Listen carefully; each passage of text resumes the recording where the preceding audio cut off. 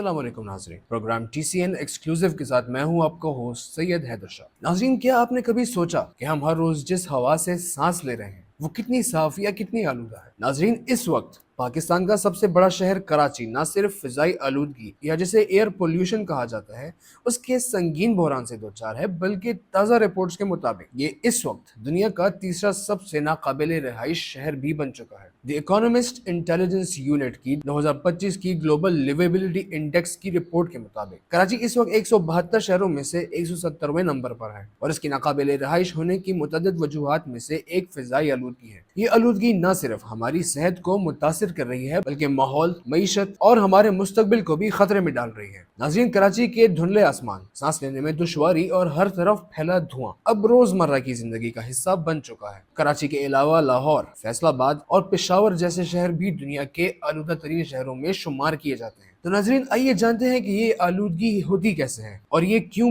बदस्तूर बढ़े जा रही है, और ये भी जानते हैं कि इससे हमारी जिंदगियों पर क्या असरात मुरतब हो रहे हैं। इस दस्तावेजी वीडियो में हम कराची और बिलखुसूस पाकिस्तान में एयर पोल्यूशन के बहरान और नाकाबिल रहाइश होने के मसाइल का जायजा लेंगे और इनकी वजूहात, असरात और मुमकिना हल तलाश करेंगे। आइए तो इस सफर का आगाज करते हैं और जानते हैं कि हम अपनी हवा को कैसे साफ और शहरों को कैसे काबिल रहाइश बना सकते हैं। दोस्तों, फिजाई आलूदगी की शिद्दत को समझने के लिए हमें एयर क्वालिटी इंडेक्स या AQI पर नजर डालनी होगी। AQI एक पैमाना है जो हवा के मेयार को जाहिर करता है और ये 0 से 500 तक होता है। जब AQI 100 से कम हो तो हवा महफूज समझी जाती है, मगर जब ये 150 से तजावुज कर जाती है तो ये सेहत के लिए नुकसानदेह हो जाती है। बदकिस्मती से कराची में AQI अक्सर 200 से तजावुज ही कर जाता है, जो अनहेल्दी से हैजर्डस तक के जुमरे में आता है। मिसाल के तौर पर नवंबर 2024 में कराची का AQI 227 रिकॉर्ड किया गया, जिसने इसे दुनिया का सबसे आलूदा शहर बना दिया था। PM 2.5 यानी वो नन्हे ज़र्रात जो 2.5 माइक्रोन से छोटे होते हैं, कराची की हवा में बहुत ज्यादा पाए जाते हैं। ये ज़रात फेफड़ों और खून के जरिए जिस्म में दाखिल होकर संगीन बीमारियों का सबब बनते हैं। नाज़रीन, आलमी इदारा सेहत यानी WHO के मुताबिक PM 2.5 की सालाना औसत 5 माइक्रोन फी क्यूबिक मीटर से कम होनी चाहिए, लेकिन कराची में ये 40 से 60 माइक्रोन फी क्यूबिक मीटर तक होती है, जो WHO की गाइडलाइन से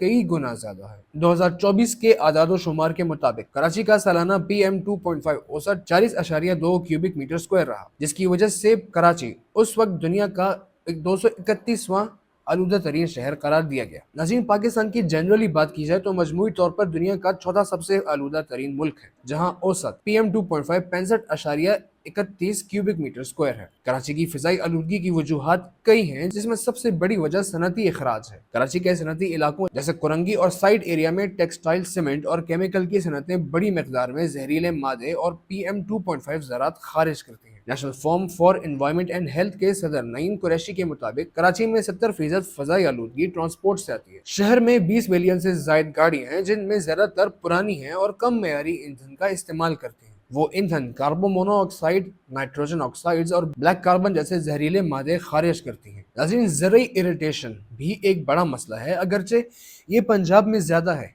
लेकिन कराची के करीब देही इलाकों में फसलों की बाकियात जलाने से स्मॉग शहर तक पहुंचता है। इसके अलावा घरेलू ईंधन जैसे लकड़ी और कोयला, गैर मुनज़्ज़म तामीराती सरगर्मियां और कूड़े का खुला जलाओ भी आलूदगी बढ़ा रहा है। कराची के मैनग्रोव फॉरेस्ट जो कार्बन डाइऑक्साइड जज्ब करते हैं, गुज़िश्ता 50 सालों में 10,000 हेक्टेयर कम हो चुके हैं, जो आलूदगी को कंट्रोल करने की कुदरती सलाहियत को कम करता है। नाज़रीन, मौसमी हालात भी इसे मजीद खराब करते हैं। सर्दियों में हवा का दबाव कम होता है, जिससे आलूदगी के ज़र्रात फिजा में मुअल्लक रहते हैं और इससे फिर स्मॉग बनता है। फिजाई आलूदगी के असरात सेहत, माहौल और मईशत तीनों पर ही पड़ते हैं। सेहत के लिहाज से ये फेफड़ों के कैंसर, दमा, दिल की बीमारियों और कबल अज़ वक्त अमवात का सबब बनती हैं। WHO के मुताबिक पाकिस्तान में हर साल 1,28,000 अमवात सिर्फ एयर पोल्यूशन से मुंसलिक है। कराची में PM 2.5 ज़रात स्ट्रोक, लंग कैंसर और क्रॉनिक ऑब्स्ट्रक्टिव पल्मोनरी डिसीज का खतरा बढ़ता हुआ दिखाई दे रहा है। पाकिस्तान मेडिकल एसोसिएशन के सेक्रेटरी जनरल डॉक्टर कैसर सज्जाद के मुताबिक आलूदगी अस्थमा,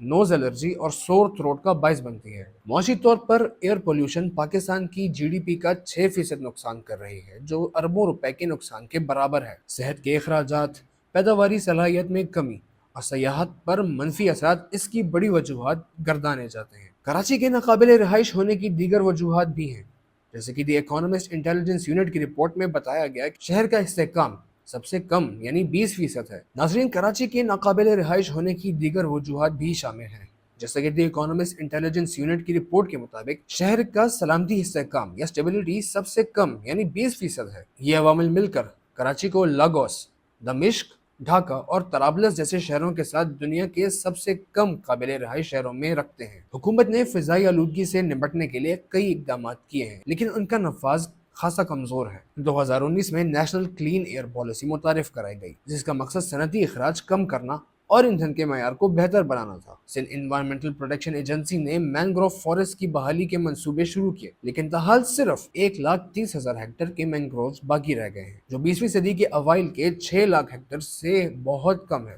ورلڈ بینک نے 2023 میں $200 ملین کا قرضہ منظور کیا، جو صاف توانائی اور EQI مانیٹرنگ اسٹیشنز کے لیے استعمال ہو رہا ہے۔ کراچی میں 10 ایسے اسٹیشنز ہیں، لیکن دیہی علاقوں میں یہ نظام ناکافی ہے۔ کمیونٹی کی سطح پر کلین ایئر پاکستان جیسی تنظیمیں درخت لگانے اور گاڑیوں کے استعمال کو کم کرنے کی ترغیب دے رہی ہیں، لیکن عوامی شعور کی کمی اس میں سب سے بڑی رکاوٹ ہے۔ فضائی آلودگی اور ناقابل رہائش حالات سے نمٹنے کے لیے کئی حل اور سفارشات موجود ہیں، جیسے کہ پہلے صنعتی اخراج کو کنٹرول کرنے کے لیے سخت قوانین کے نفاذ لازمی ہے۔ فیکٹریوں میں فلٹرز اور امیشن کنٹرول سسٹم لازمی ہونے چاہیے۔ دوسرا، گاڑیوں کے ایندھن کو یورو 5 یا یورو 6 معیار پر لایا جائے اور پرانی گاڑیوں کو فیز آؤٹ کیا جائے۔ تیسرا، زرعی جلاؤ کے متبادل جیسے بایو میس پروسیسنگ پلانٹس قائم کیے جائیں۔ چوتھا، قابل تجدید توانائی یا رینیویبل انرجی جیسے شمسی اور ہوا سے بجلی پیدا کی جائے۔ پانچواں، عوامی ٹرانسپورٹ کو مزید بہتر بنایا جائے، جس سے کراچی میں میٹرو بس سسٹم کو وسعت دی جا سکتی ہے۔ چھٹا، شجرکاری مہمات کو فروغ دیا جائے۔ ماضی میں بلین ٹری سونامی جیسے منصوبوں کو شہری علاقوں میں دوبارہ بڑھایا جائے، کیونکہ اس وقت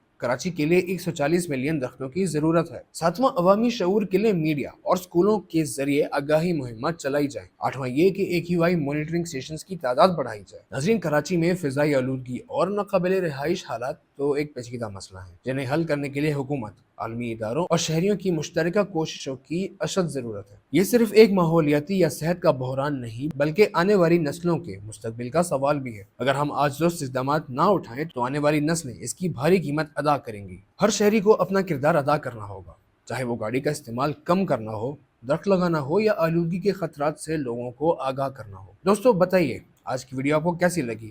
اگر آپ کو انفارمیٹو ویڈیو اچھی لگی تو اسے لائک اور شیئر کرنا نہ بھولیے گا۔ اپنوں کے ساتھ لازمی سے شیئر کیجیے اور بتائیے کہ کیا آپ خود اس مہم کا حصہ بننا پسند کریں گے۔ اگلی ویڈیو میں ملتے ہیں آپ کے ساتھ، تب تک کے لیے اپنے ہوسٹ کو اجازت دیجیے۔ فی امان اللہ۔ ہمیں فالو کریں سوشل میڈیا پر اور وزٹ کریں ہماری ویب سائٹ گاؤں نیوز، ہر لمحہ ہر خبر آپ کے ساتھ۔ دیکھتے رہیے گاؤں نیوز، نیوز دیٹ میٹرز۔